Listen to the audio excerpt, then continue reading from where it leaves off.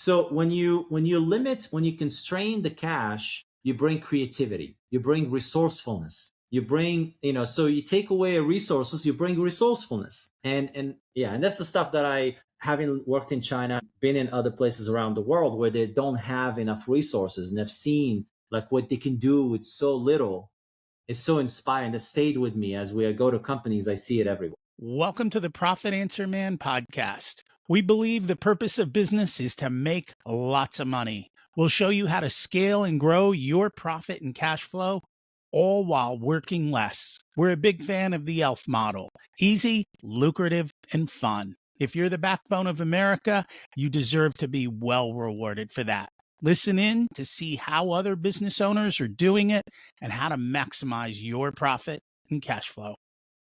Welcome to the Profit Answer Man, Jay Bourgana. It's great to have you join us today. Thank you for having me. Can you share a little bit about yourself and your businesses? Yeah, I'm a business geek. I spent all my life studying businesses, following businesses. I started out my career in banking, then I went to manufacturing, spent a few years in China, came back to the US, did a few years in turnarounds in multiple different industries, large companies, and then built multiple businesses in real estate, data integration, as well as home services. Exited a large business in 2018 in the real estate space, retired, went to Hawaii, drank the Mai Tais on the beach, and then got bored out of my mind 2 years into it. And then decided that I want to get back because I just missed the learning and missed the transformation that I was having on my people and the clients and everybody. And I wanted to come back and be engaged again. So I participate in different sides of the business. I'm an owner myself, and I have a roll up in the data integration space. And then I also help on the advisory side, either on the M&A side or operational consulting with companies anywhere between 10 to 150 million. We're going to touch on a lot of those. Yeah. But you said something to me before we hit record. You said profit is a lagging indicator. Yeah. What did you mean by that? Well, it's profit is the natural outcome of all the good decisions you make at the top. So what industry, what type of client, what type of clients you go after, what kind of structure, what kind of payment structures you have with your clients, what type of team you build, what type of culture you build, what type of processes and operational excellence you have. So all these things end up funneling down into a healthy gross margin, healthy net margin, healthy working capital. So to me, profit is an end outcome to all the decisions that happen at the top. And so we look at it slightly different. And it's probably it's not really different. I think it's just a mindset. We decide that profit is the beginning indicator in the sense that if you didn't design your business to be profitable, yes, you're not going to get the lagging indicator. You have to have the business model that says, hey, this will actually make money. Yes, 100%. And you were absolutely correct. You begin with the end in mind. Correct. But you're not watching in order for you to make a decision today, you're not looking at profit from last month to make a decision today. You're looking at your sales data, you're looking at your operational data, that's what you're looking, those are the KPIs you're looking at today, so you can understand what your profit is going to be down the line. Because things happen in the world, is constantly changing. We're constantly being challenged. So to me, that's kind of like how I think about it. But I absolutely agree with you. You begin with the end in mind. You design back. No, and that makes sense. And it wasn't to say that. It was just like, you have to begin with the end in mind. Yes. What's the biggest problem or issues that you see in most businesses? Working capital needs, being, not having enough capital to run their business. And a lot of times, culture, talent retention, not understanding what your ideal talent profile look like, and not having a process to acquire that talent and retain it. It's funny because most small businesses have a marketing program for how to sell Yes. their clients.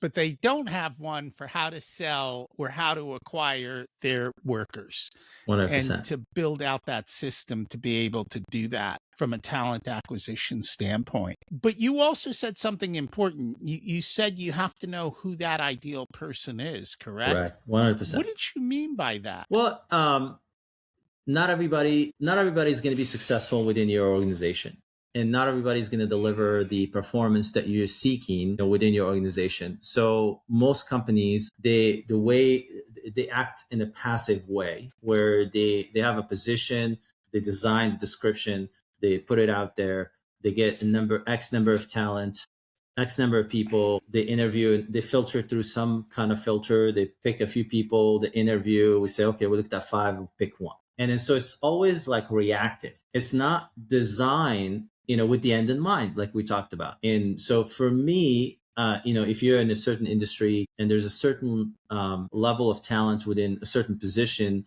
within your company, you should know by now the top, the percentile that are successful, that deliver within your organization.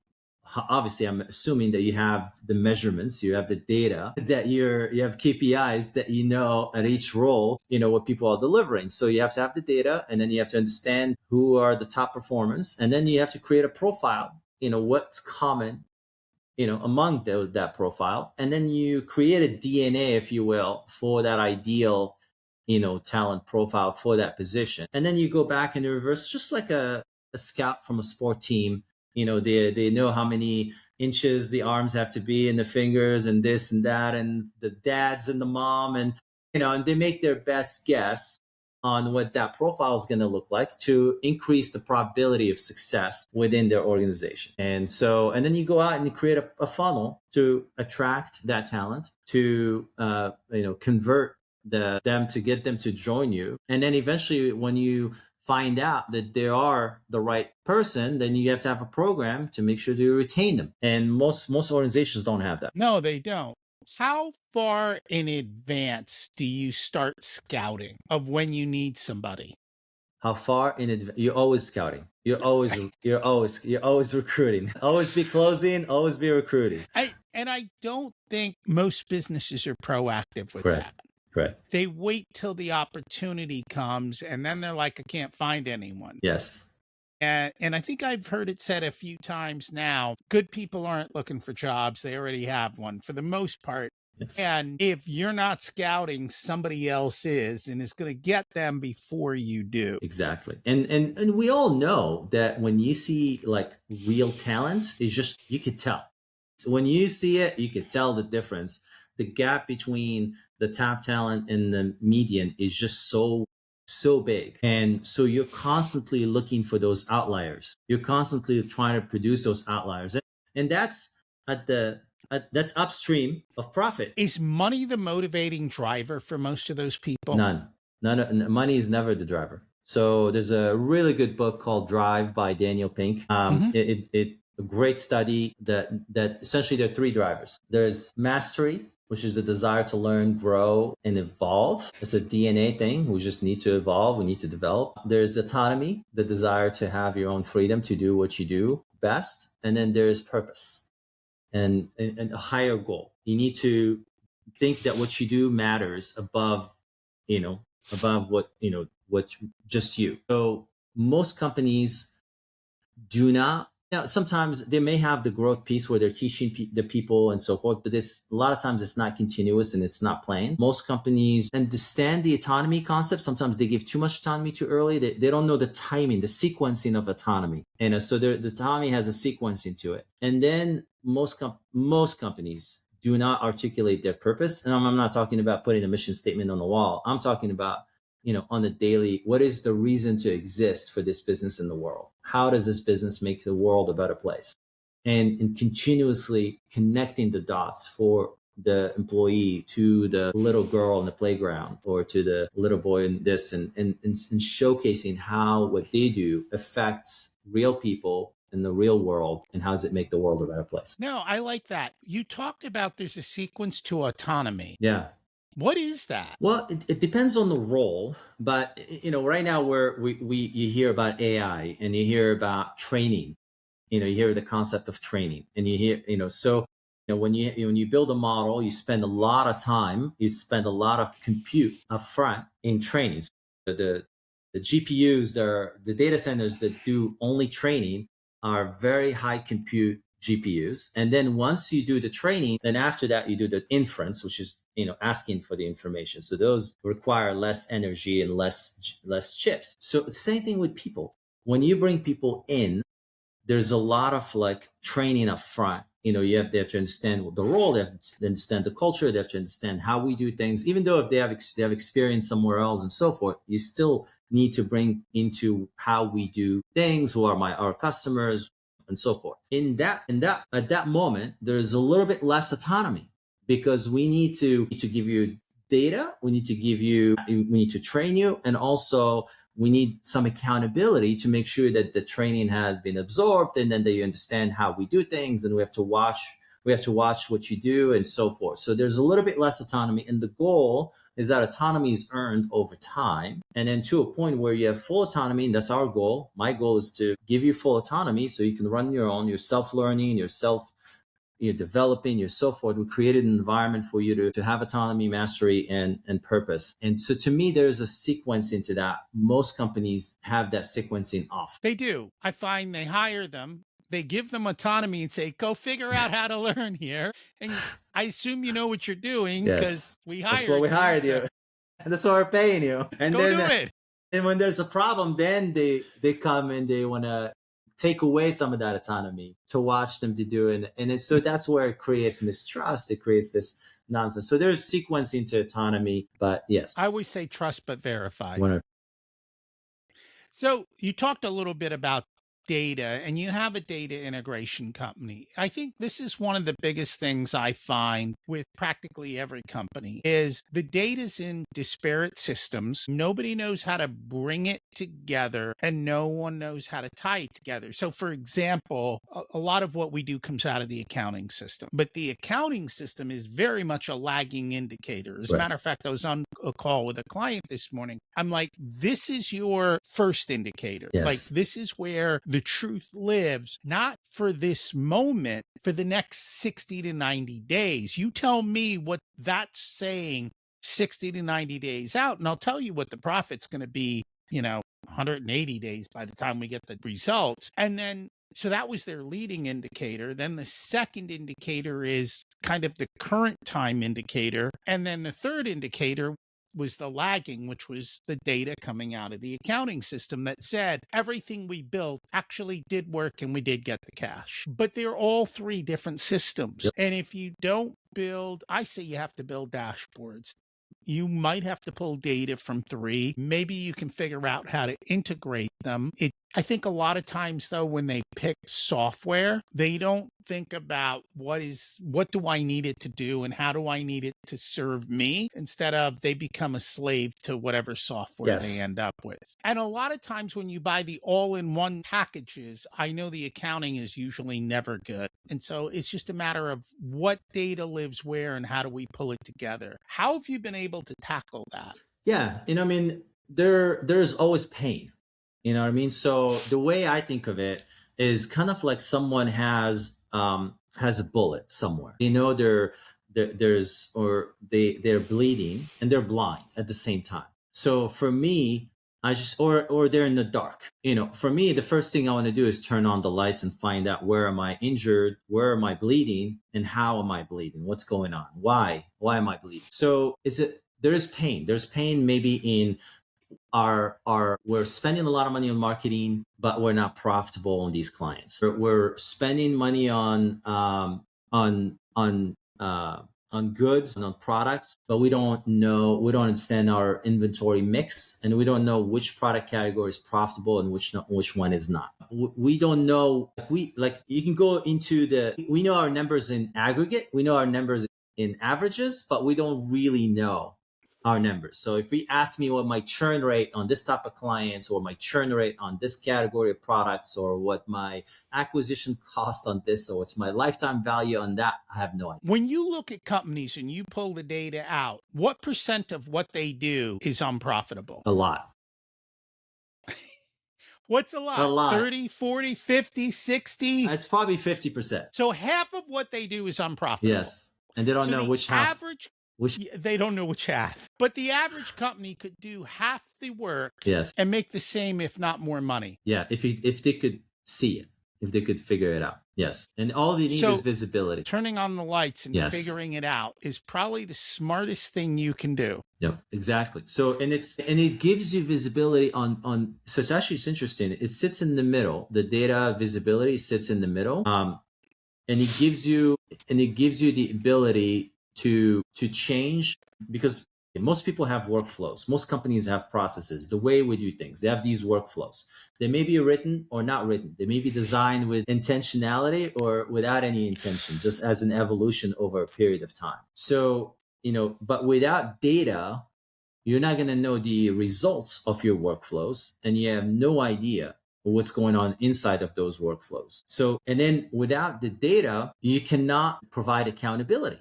So you need KPIs to be able to hold the people, the products, the workflows accountable. That's what management is. So the data is at the center of it all, for you to be able to make any decision. So it's a decision fuel, if you will. And so for us, number one, you have all these systems that are like in their own silos, where different people are in charge of them, different departments in charge of them.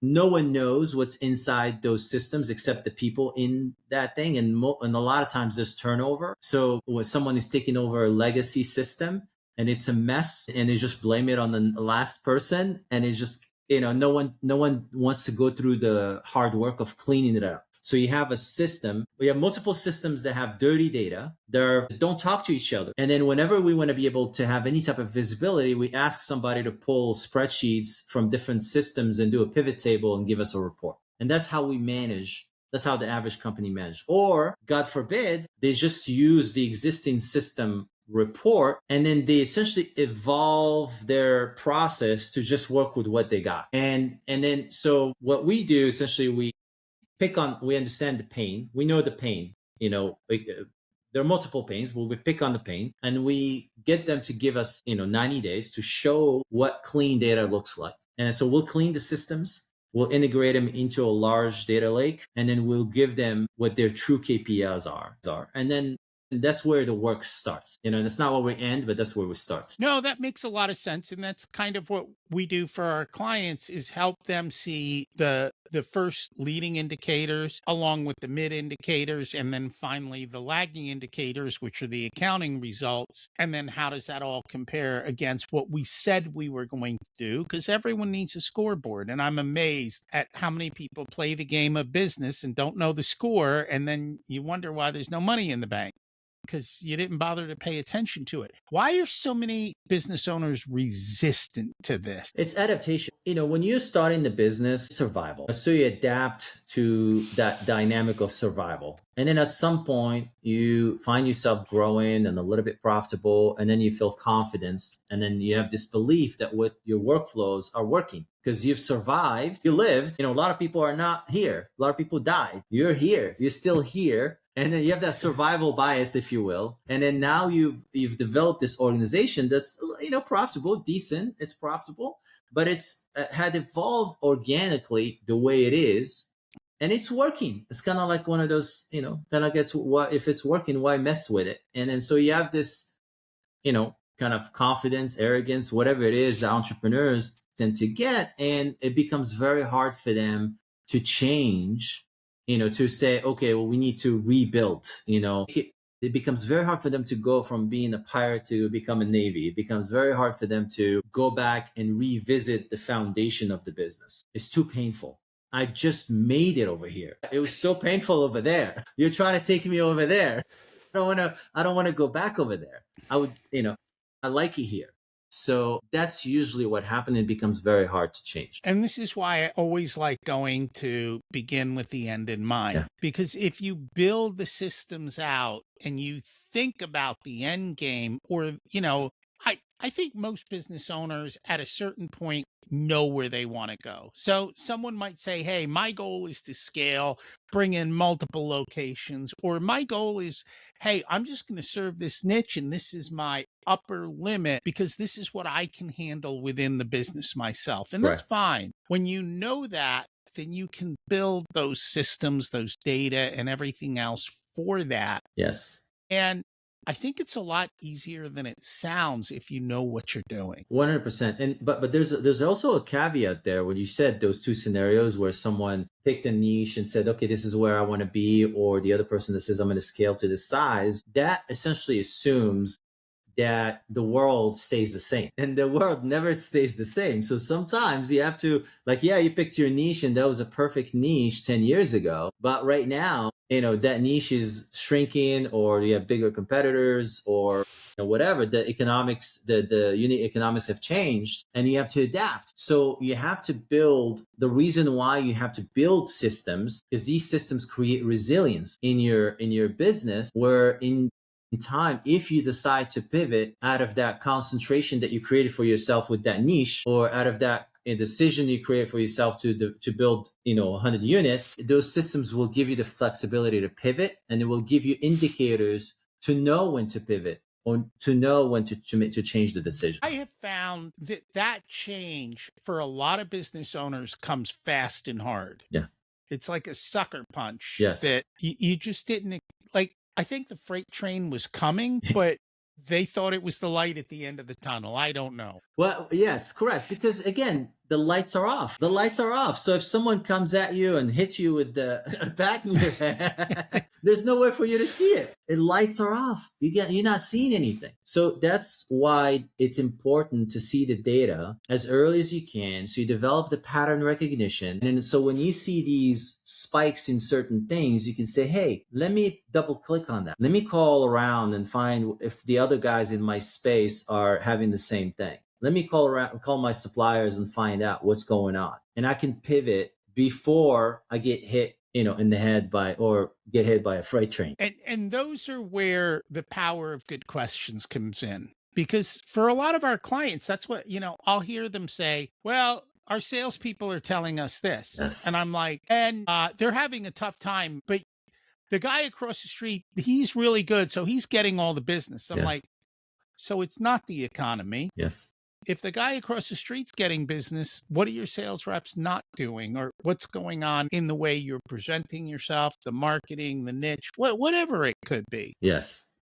And so I think that is important to be able to do that. And I think for many businesses, that front end of sales and marketing is a struggle for them, to not so much that but until they get that systematized and operationalized. And then always keeping tabs, because we got hit with COVID, we got hit with tariffs, we get hit with, different things in the economy and interest rates. All of those things affect every business in a different way. Some thrive, some don't, but you've got to be able to at least notice the changes coming. And if you're too busy in the business, you don't see what's going on around you. 100%. And you have to have adaptability. You have to have resilience in the system. So you're constantly, watching what's going on, understand, and you're in the know of the patterns, and so you can have time to pivot. No, we were talking about earlier. Go ahead, because you mentioned sales. You keep talking about patterns, and you keep saying that. Yeah. I'm guessing you have a skill to notice patterns. Yes. Do you find most people have that skill? I think a skill can be developed. Not everybody, correct, but not everybody has it. Correct. Okay. I think it could definitely be developed, but I think they use it in different places. They have it, but they're just not using it to the full extent of, you know what I mean? So all good entrepreneurs have good pattern recognition. They're just using it in a very narrow field. All right. I just wanted, because that came up multiple times. Yes. So I just wanted to at least point that out. Go ahead. No, I was just going to mention, like earlier you were talking about salespeople, and you were saying like, our salespeople tell us something. And that's nuts for me. That's a data point that tells me that you have no idea what your business is like. And then you should be telling your salespeople what's going on, not the other way around. And, sales is one of the pure sports that we were talking about, scouting and talking about recruiting, identifying the ideal salesperson within your organization. That's a role that it's a revenue generating role. It's a profitable role. You should always have it's an ongoing recruiting process for that role. And we all know that the top salespeople produce, 80% of the outcome, the results. The gap between the top salesperson and the lower is just so large that you're constantly out there looking for those salespeople, nurturing them, developing them. And if you are on, upstream of the information, and you're upstream of, like, you're constantly recruiting the talent, you are in the know of what's going on in your industry. You're not going to, it's not going, the information is not coming from salespeople. It's coming from you upstream. So that's a signal. That's, to me, that's a data point that tells me that organization. And so that's an element that is upstream of profitability, because if you have a good sales team and you have so much demand on your services, you can set the price, you can set the term, you can set everything. You can pick and choose the quality of the clients you want, which is downstream of your working capital needs, which is upstream of your working capital needs, and upstream of your gross margin and net margin, and all the above. And it's fascinating to me that a lot of entrepreneurs have a hard time with that, with sales and marketing. Some are masterful at it and others aren't. Everyone's got their skill set. Yes. But what I find is those that are masterful at sales and marketing are not so good at the rest of the business. What I mean by that is they don't know how to operationalize delivery. Yes. And they don't worry about cash flow, because in the back of their head, it's just, well, we'll sell more. And yes, but if half of what you sell is unprofitable, then you're wasting a lot of effort. But a lot of that profile tend to be also a good salesperson, but a terrible sales manager. And then they create concentration risk for themselves. So we're talking about, like, begin with the end in mind. So if we're building a business to sell, if you will, built to sell in a way, then you're trying to eliminate risk within your business, and you try to eliminate concentration everywhere in your business, concentration in the product category, in the client type, and the clients, salespeople, whatever. So when you're the main salesperson, the best salesperson within the organization, but you're the rainmaker, that business doesn't have very much value. And so in the marketplace. So to me, there's a profile there that makes, like, a really pure salespeople not very good sales managers, and then creates, like, all the issues that you were talking. All different skills, and you just have to be aware of that. Yes. Since you're doing a lot with data, I'm assuming you're doing a lot with AI. Yes. So what are you seeing? Like, the world of AI has moved fast. Some people are using it. What I find is most people are using it for very basic stuff. They are not using it at an advanced level. They're not using it as a thought partner. Yeah. And they're not using it to streamline operations. Correct. So there are three types of people that are using AI right now. You have the first group that just tinkers with ChatGPT and Claude and writes an email or throws a report in there and asks it for advice. That's one group. There's the group that says, I'm going to burn some brain cells for a weekend, and I'm going to, get in there and learn how to build a couple agents and a couple workflow automations and so forth. And then there's the group that says, you know what, the ship has sailed. I'm just going to, I'm not going to learn new tricks, and I'm going to ride this thing until the music stops. And it's a big group in that group. And then we have a big group on this side. This side that's just tinkering is almost the same as this group that just gave up. They just said, I'm not doing anything, because they feel good about tinkering, but they're really not going deep enough to get any value out of the tool. Now, the way I explain it to entrepreneurs, I explain that when you think of an AI as a technology, think of it as productivity. Think of it as, I bring you 100 very talented young people that are ready to work for you for free 24/7. How do you feel about that? How do you feel that me bringing you 100 people, like tomorrow, people that are ready to work for you for free 24/7? You're going to say, oh, that's great, I'll take them.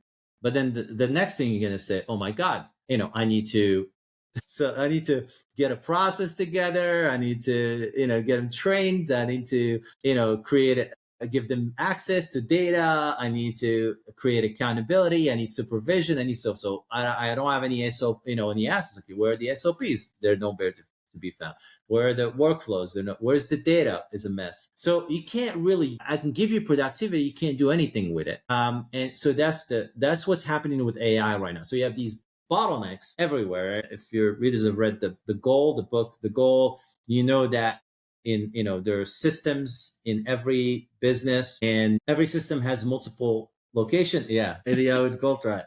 And then the speed of the whole system is the speed of the slowest part. And so if you bring automation, and I was doing manufacturing in early 2000s, and I saw when in a lot of companies were literally removing automation from their factory because it was slowing them down. And the reason it was slowing them down, they could not figure out how to have multiple types of systems work, to human systems and machine systems to work together to produce the speed and the productivity they want. And so I remember visibly walking to Pilgrim Farms, which is a large chicken facility, where they're literally removing machines and bring in Haitian immigrants to cut the chicken. And then I couldn't understand. Spent millions of dollars on that equipment. So this is what's happening right now with AI, because you're bringing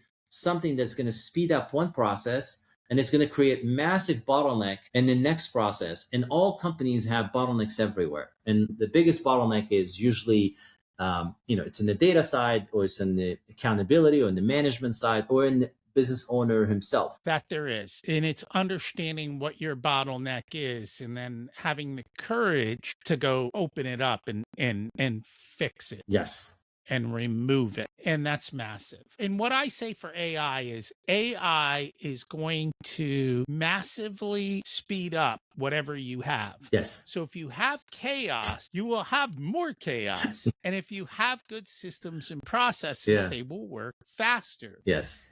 And so the people who already built the systems and processes are going to take leaps ahead. Yes. And the people who are going to take chaos into AI are going to fall apart faster. So everybody's going to be challenged. So let's make that clear. Everybody's going to be challenged. When you add velocity to the system, all systems start shaking. Now, some people have like workflows written up. They have good culture. They have good people. They have resilience. They have adaptability within their culture, and those people will evolve from this in a way faster than a lot of other people that are just not, they don't have those capabilities, they haven't developed. Those are going to be, it's an evolution. You're either going to adapt or you're going to be gone. And those who adapt are going to move on and they're going to succeed. And those who don't, they're going to be in history. Business comes and goes. How have you noticed that most business owners are at allocating capital? From what perspective? We've got money to spend. Well, they all think they have money to spend, right? So how are they taking the money they have and deciding where it should go and how it should go? Do they know what they're doing? Do they guessing? Do they take the time to go, you know what? I'm going to allocate capital here because I'm expecting this return. Yeah. Majority of companies don't. Majority of companies are throwing money at problems and hoping that more resources are going to solve the problem. And I hear all the time. I go to a company, like I remember vividly this conversation. I was at a $6 billion company. I went to sit with when there was a meeting with a bunch of VPs. One of them was on the board showing me like the workflow. And then he says, we don't have enough budget for this. We don't have enough people for this. We don't have any.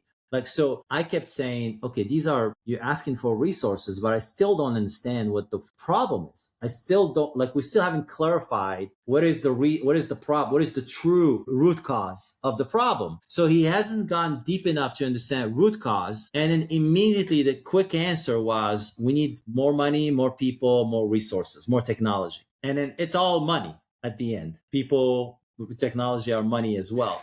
So most companies, when they scale and they give away responsibility to other people, other VPs and other executives, those people don't want to get their hands dirty and get down and bring a shovel and start digging for roots. They don't. And they wear the paper over it, put some newspaper, some cash on top of it, and there's nothing to see here. You know, the person that I have seen who is the best at that is Elon Yes, Musk. that's what I was gonna say. He is so frugal Yes, and so challenging. yes, Why do we have to do it this way? yes, Take ownership, show me.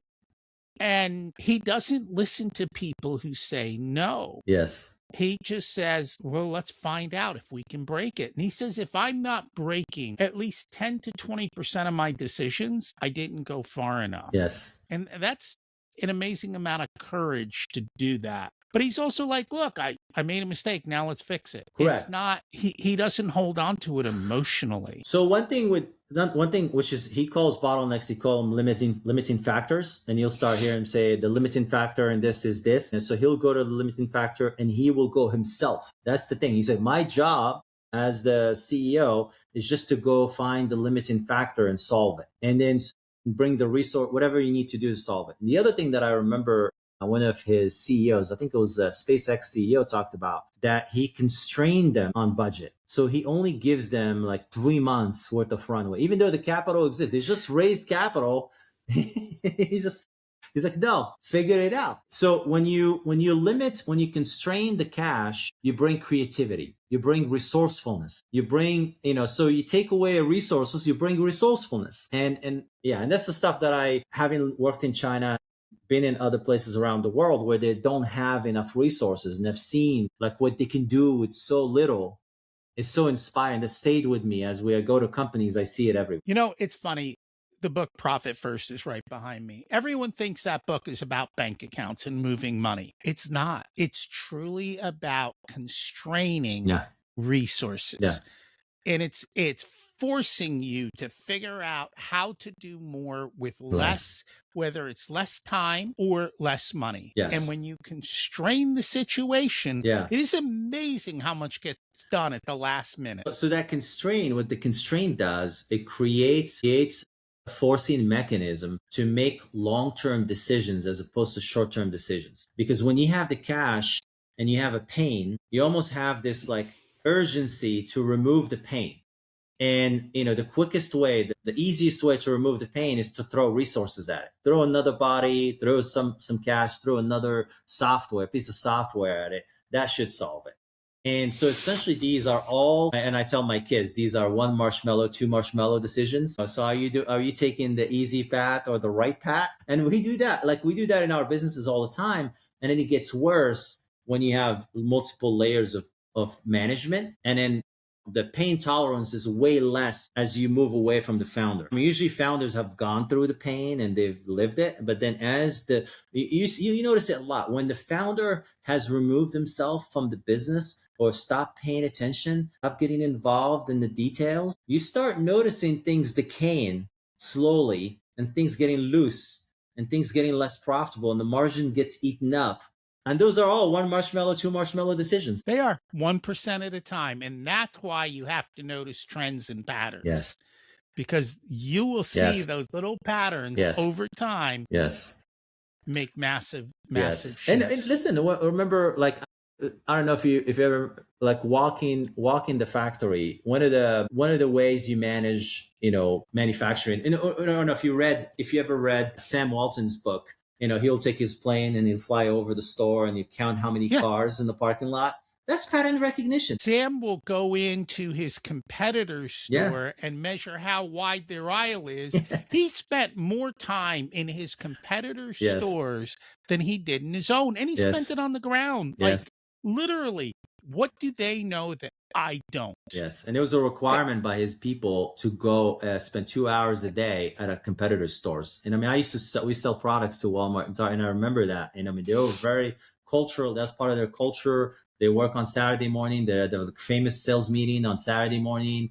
It's part of their culture. And Sam, has put in so much time to inculcate the next generation of leaders that were able to maintain that culture beyond him. So it takes a lot of time, takes a lot of effort, but a lot of entrepreneurs, business owners don't want to invest in that long-term thing. So Yeah. Then they don't get the long-term cash in their pocket. Yes, exactly. Right? Sam's Exactly. wealthy. Yes. Elon's wealthy. There's a Yes. reason. They're Yes. frugal and they're willing to put the time and the effort into figuring out the little stuff. Yes. And they have this hyper maniac kind of like, intensity about them that they don't take it for granted. They don't take survival for granted. So every day, it's not a negative thing. It's just an edge that keeps you evolving faster than your competitors. So you're finding your own weakness everywhere and you're trying to solve for it. You're constantly improving, the 1%, improvement every day in every place. And so to me, that's healthy because it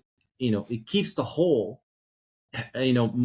more resilient, much stronger, much healthier. And you can find these things everywhere around the organization. I mean, I remember, like, for me, I would go around the factory every day, like just walk. Every time I walk, I see something. It tells me a lot about the culture. It tells me a lot about our productivity. If I see people, if like when I walk right now, if I go to a factory and I walk in like around 5 and no one is there, that means people have left maybe 20 minutes ago and no one is there. There's not even a mechanic fixing things. There's not even a cleaning person cleaning things.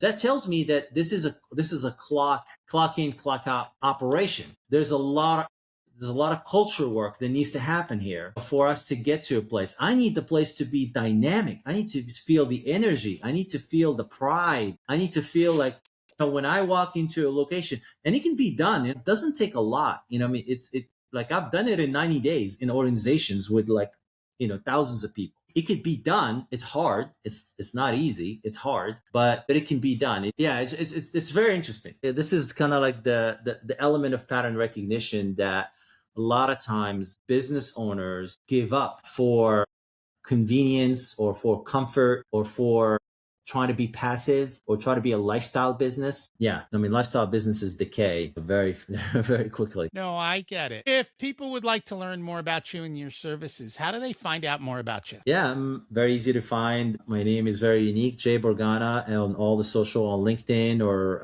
my website is acquisitioncollectives.biz. And yeah, feel free to reach out if you have any questions or you need anything. Awesome. We'll put that in the show notes. Thanks so much for joining us today. Thank you for having me.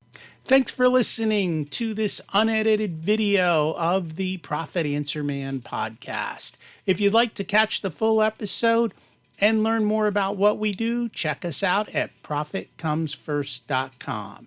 We also go through the Profit First book in each and every chapter in the beginning episodes of the podcast, so check those out as well. Thanks for listening, and here's to you having a more profitable and growing business.